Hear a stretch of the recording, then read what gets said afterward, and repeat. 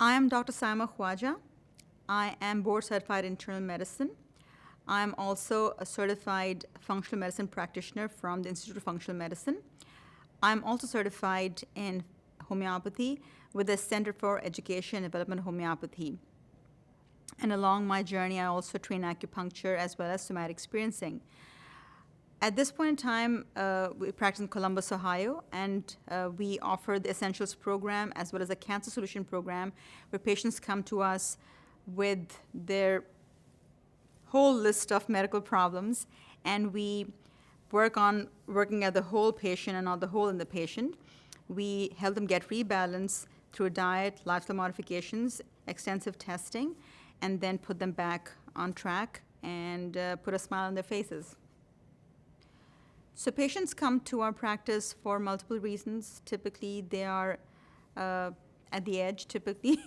And so what we do is we dive into the history in detail. They may have cancer, they may have diabetes, they may be having infertility, they may be having skin rashes, they may be having gut issues. And so what we do is we dive into the history, look at their past, look at their emotional issues, do detailed testing, look at the cell metabolism, look at their gut, and then we look at all that together and then formulate a treatment plan for them which works on their mindset, which works on their body's metabolism, and nurturing their emotions also, and then puts them onto a path of healing. For example, I have had patients who had a terrible rash that this patient was told that she needs to goes to the ER, otherwise she will die. And I had just begun to see her, and I said, hold off, don't go anywhere. And we initiated homeopathic medicines, actually. And from having an entire scalp full of pus, she went to a totally smooth scalp with absolutely no drainage at all within a matter of a month and a half.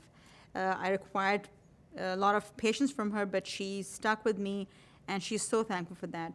And similarly, I have a lot of women who have come to me with infertility and not having their cycles, and when we start to rebalance their bodies, their cycles come back, and we've also had a first baby in our practice also.